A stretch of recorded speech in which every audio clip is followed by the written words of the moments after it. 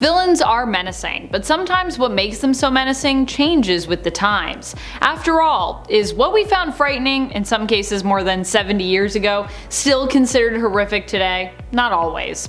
Join me as we count down the top 10 villain costume redesigns better than the original. Number 10. Loki.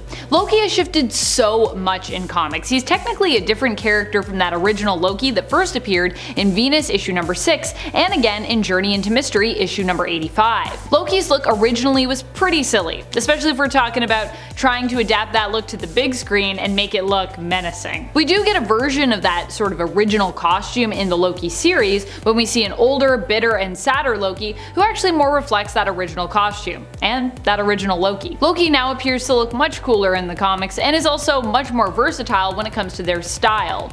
This has also translated to the big screen where Tom Hiddleston's Loki has also gotten more and more dapper and stylish as time has gone on as well. At least that's how I see it. Number 9. Harley Quinn. I know people love the original costume, so this might be like kind of a hot take, but I personally think Harley has had so many amazing costumes and looks over the years that have just improved on what was already, well, good. I'm not saying the original costume was bad, to be clear. So yeah, I'm not saying the original costume that she had was at the level of some of the other ones on our list, Loki, being too much, or too ridiculous, but I am saying that I think her design has only really improved with time. It's a compliment, Harley. Take it.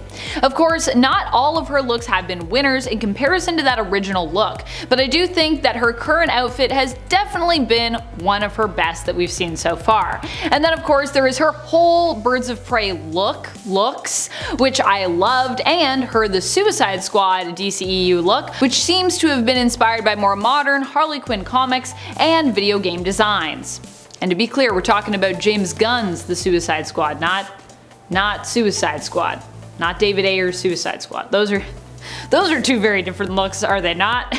And friends, before we move on to this next spot, if you are loving this list and you want to hear about some more cool supervillain redesigns that we love, be sure to let us know by giving this video a thumbs up. Number 8. The Joker. The Joker is another character who has come a long way when it comes to his different looks. While his iconic face paint has remained, he's had many different outfits over the years, and many different iconic pieces that we would identify as being part of his costume. Purple and green remain the Joker's colors, but instead of wearing a suit with like a ribbon looking tie that kind of reminds me of something like a child would wear, like a kid in the olden days, or some kind of like floppy bolo tie, he is typically seen more in a trench coat that happens to be purple.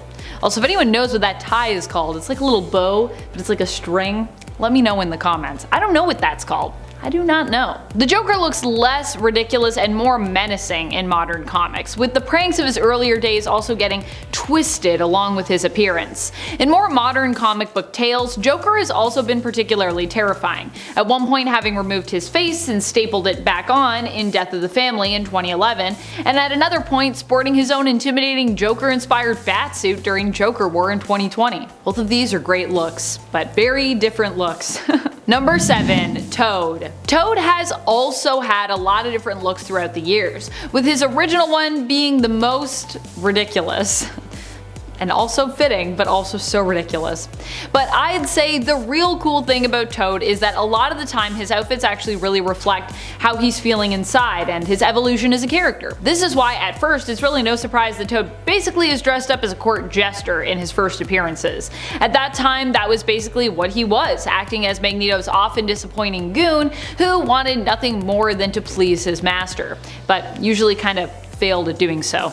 Toad? As time went on, Toad would come to realize that he didn't actually need to settle for Magneto's mistreatment of him, and that he was no longer really indebted to Magneto. In various depictions of the character, he'd become somewhat more independent, and sometimes a lot more Toad-like in terms of his design. Fox X-Men movies, I'm looking at you. And in terms of his roles, he also even went from being a villain at Magneto's side in the comics to kind of a weird ally of the X-Men when he became the school janitor in Wolverine and the X-Men. Remember when that happened? He also at one point got a flaming tongue. So he's changed a lot. I don't know if I'm as here for the weird green flaming tongue, but I definitely feel like his look is a lot better now than it was before. Also like that he's kinda like a hacker now. I think that's cool. Number 6. The Riddler. The Riddler originally looked Jim Carrey levels of Riddler ridiculous when he first appeared in Detective Comics issue 140. And that's not a slight to Jim Carrey, by the way. I still love that version of the Riddler. Just also a side note, when I call things ridiculous or weird, it's not necessarily an insult coming from me. And while I do have respect for the Riddler's original question mark suit, I don't think it's necessary for him to be covered in question marks so that we know he's the Riddler. He likes riddles. We get it. Riddler has had a ton of redesigns since that first appearance, with a good number of his modern takes being much improved on in comparison. Okay, so not all of the modern takes on the Riddler have been great. See Riddler with his hair shaved into a question mark shaped green mohawk. That was a weird time, but overall I think we can say we've seen a marked improvement. I also do love the recent redesign with Paul Dano playing the Riddler in the Batman film. I feel like this design for the character was definitely one of the most terrifying looks for him yet, and also fit really well with his origin and his backstory, and just with the overall tone of that film, which takes inspiration from the comics but very much grounds the character of the Riddler in reality, giving him more power as well in the process. I think. Like when you make it just not about like silly riddles and you make it about like what is the Riddler and why are there riddles and what is this really about, I mean, it's a powerful character. Number 5. Cheetah. I mean, the Cheetah outfit has changed a lot since her first appearance, and so has the character. The first Cheetah villain we were ever introduced to in the pages of 1943's Wonder Woman issue number 6 is no longer the Cheetah we have in comics. Literally. Much has changed about the character, including her identity, her origin, and her overall look and power set. The original Cheetah was Priscilla Rich, a jealous debutante who dressed up in a skin-tight cheetah onesie. It's a look, I gotta say. Now we have Barbara Minerva as the main Cheetah, who instead of dressing up actually has a humanoid cheetah form, having been transformed basically by a god. Very different looks and takes on this character, but I definitely say that Minerva's is better overall. Sorry Priscilla, it's just cooler. Like, I mean, then you get to actually kind of fight like a cheetah lady, as opposed to just a lady in a cheetah costume. Number 4. Crime Syndicate. The Crime Syndicate have always been cool, but over the years their looks have gotten a lot more detailed, badass, and in some cases, a lot hotter. I'm here for the sexy Crime Syndicate, I must say. I'm feeling it.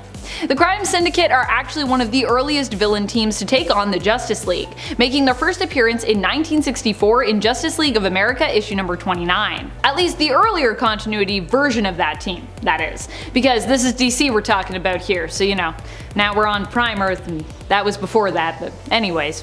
Back then their outfits were less sleek and more blocky, such was the time. They were also a lot less sexy back then overall as a team, and had a lot less independent flair, with their looks being just a little bit more rough and basically similar adaptations of the team members that they were mirroring. I mean, Owlman literally has Batman's look from like the neck down almost exactly, with only the Stark owl on his head setting him apart. It's a look. Number 3. Kang the Conqueror. Okay, so Kang still looks pretty crazy, even in the comics, but he's come a long way from that wild purple and green eyesore when it comes to his cinematic appearance at least. We saw our first, likely of many, Kangs in the Disney Plus streaming series Loki. Here Kang was played by the amazing Jonathan Majors, and instead of sporting his very blue face and purple helmet, he was dressed simply in a nice purple robe with green tunic, pants, and sandals underneath.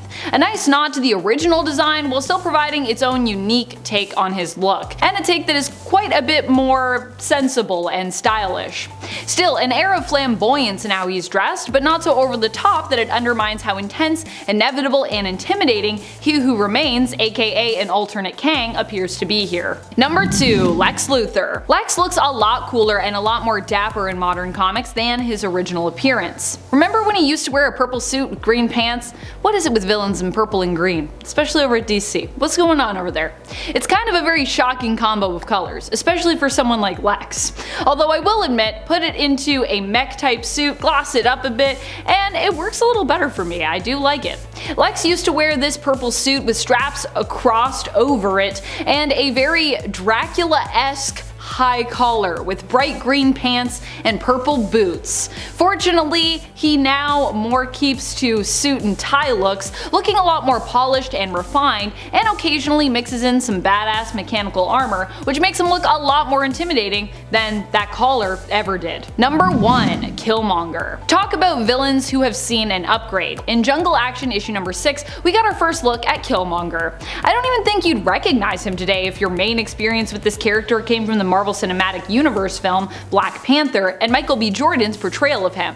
The original look for Killmonger involved a lot of spikes, as opposed to a lot of horrifying scars. He didn't initially mark himself for his kills, instead, he was just really pointy. He also wore white pants and a red sash, with no shirt initially. We've come a long way since then, with Killmonger having even been to space and back, where he ruled over the Wakandan space empire. And thankfully his look has changed quite a lot since then. I'm partial to his symbiote look personally, still a little spiky, but you know, it doesn't overdo it. Nothing wrong with a little bit of spikes, you just don't want to have too many. What are some of your favorite villain redesigns? Which looks do you definitely think are better than the originals, and which do you think are worse somehow still? Let us know in the comments below. This has been Top 10 Nerd, and I'm your host Amanda McKnight. Thank you so much for joining us, and until next time, you stay nerdy, YouTube.